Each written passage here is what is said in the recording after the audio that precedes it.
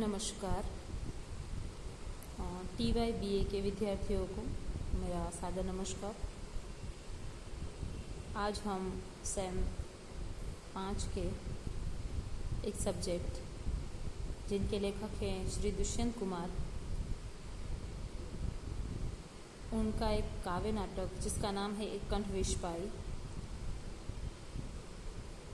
वो हम अभ्यास में पढ़ने वाले हैं। तो आज हम दुष्यंत का व्यक्तित्व और कृतित्व उसकी चर्चा करेंगे। दुष्यंत कुमार का साहित्यिक परिचय अगर देना चाहें तो दुष्यंत कुमार का जन्म बिजनौर जनपद उत्तर प्रदेश के गांव राजपुर नवादा में हुआ था। सन 1 सितंबर 1933 को उनका जन्म हुआ था। इलाहाबाद विश्वविद्यालय से उन्होंने शिक्षा प्राप्त करके उपरांत कुछ दिन आकाशवाणी भोपाल में भी असिस्टेंट प्रोड्यूसर रहे थे। बाद में उन्होंने साहित्य जगत में बहुत उम्दा कार्य किया। इलाहाबाद में कमलेश्वर, मार्कंडेय और दुष्यंत जी की दोस्ती बहुत लोकप्रिय थी। वे उनके सबसे करीबी मित्र रहे। उन्होंने वास्तविक जीवन में बहुत ही सहज और मनमोजी वो व्यक्तित्व के व्यक्ति थे, कथाकार थे। और उनके एक दोस्त कमलेश्वर बाद में फिर उनके समधी बने। उनका पूरा नाम दुष्यंत कुमार त्यागी था। प्रारंभ में वो एक और नाम से भी लिखते थे।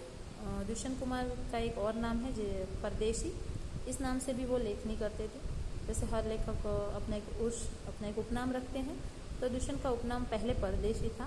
जिस समय दुष्यंत कुमार ने साहित्य की दुनिया में अपने कदम रखे, उस समय भोपाल में 2 प्रगतिशील शायर थे। उनका नाम था ताज भोपाली और कैफ भोपाली। उनकी गज़लों की बोलबाला थी, उनका ही राज था गज़लों की दुनिया में। हिंदी में उस समय अज्ञे और गजानन माधव मुक्ति बोध की कठिन कविताओं का भी बोलबाला था।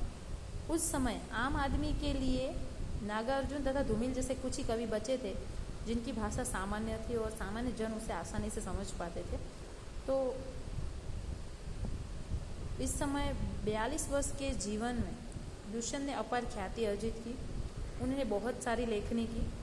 उन्होंने काव्य संग्रह लिखे, उपन्यास लिखे, गज़ल संग्रह लिखे, एकांकी लिखा, नाटक और काव्य नाटिका एक कंठ विषपाई जो हमारे अभ्यास में है, ये सब कुछ उन्होंने लिखा और बहुत छोटी सी उम्र में बहुत ख्याति अर्जित कर ली। निंदा फाजली उनके बारे में कहते हैं कि दुष्यंत की नज़र उनके युग की एक नई पीढ़ी के गुस्से और नाराज़गी से सजी और बनी हुई है। ये गुस्सा और नाराज़गी उस समय की अन्याय और राजनीति के कुकर्मों के खिलाफ थी। दुष्यंत को राजनीति पर बहुत गुस्सा था और नए तेवरों की उनकी आवाज़ उनकी गज़लों में समाहित है, जो समाज में मध्यम वर्ग को झूठेपन की जगह पिछड़े वर्ग की मेहनत और दया की नुमाइंदगी करते हैं। दुष्यंत सामान्य लोगों के कवि थे। उन्होंने सामान्य लोगों की पीड़ाओं को अपनी कृति के माध्यम से प्रस्तुत किया है। दुष्यंत की जो भी लेखनी है, उनकी गज़ल हैं, उसमें राजनीतिक सामाजिक समस्याओं को उजागर किया है।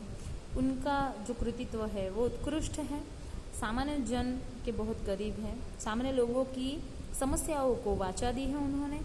उनका ये नाटक एक कंठ विषपाई, जिसने पुरानी रूढ़ियों को तोड़ने का प्रयास किया है, पौराणिक पात्रों के माध्यम से उन्होंने सामाजिक समस्याओं को उजागर किया है।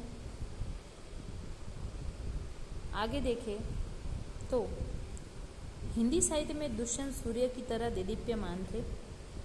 समकालीन हिंदी कविता, विशेषकर हिंदी गज़ल के क्षेत्र में जो लोकप्रियता दुष्यंत को मिली वो अन्य किसी को नसीब नहीं हुई। दुष्यंत एक कालजयी कवि थे। कालजयी का अर्थ होता है काल पर विजय प्राप्त करने वाला, यानी कि मरने के बाद भी अमर हो जाने वाला कवि। और ऐसे कवि समय काल में परिवर्तित हो जाने के बाद भी प्रासंगिक ही रहते हैं। दुष्यंत का लेखन का स्वर सड़क से संसद तक गूंजता है। इस कवि ने आपातकाल में बेखौफ कहा है कि मत कहो आकाश में कोहरा घना है, मत कहो आकाश में कोहरा घना है, यह किसी की व्यक्तिगत आलोचना है। दुष्यंत कुमार ने कविता, गीत, गज़ल, काव्य, नाटक आदि बहुत सारी विद्याओं में लेखन कार्य किया है, लेकिन गज़लों में जो उनको लोकप्रियता मिली है वो अन्य विद्याओं में नहीं दिखाई देती।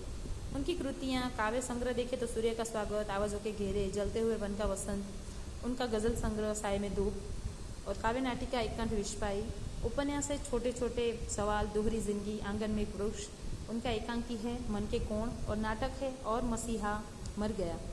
दुष्यंत कुमार हिंदी साहित्य में लोकप्रिय गज़लकार के रूप में विशेष ख्यात नाम थे।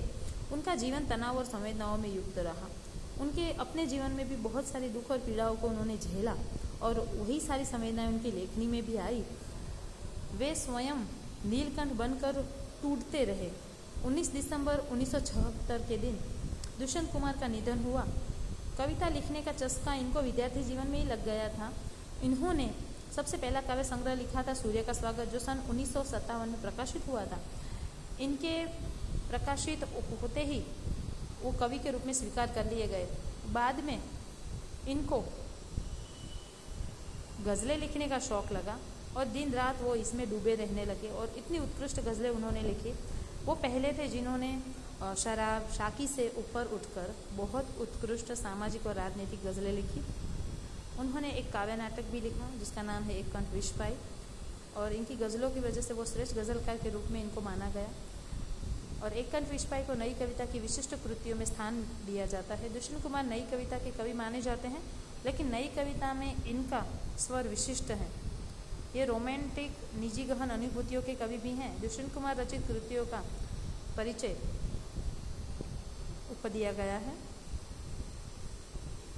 दुष्यंत कुमार एक उत्कृष्ट लेखक थे, एक उत्कृष्ट गज़लकार थे और उन्होंने अपनी लेखनी के माध्यम से सामाजिक, राजकीय जितनी भी समस्याएं हैं उनको उजागर करने का प्रयास किया है और बहुत ही उत्कृष्ट लेखन उनका रहा है और बहुत छोटी सी उम्र में उनका निधन हुआ। आज के टॉपिक में इतना ही। हम आगे के लेक्चर में उनकी कृति एक कंठ विश्वाई के बारे में पढ़ेंगे। धन्यवाद।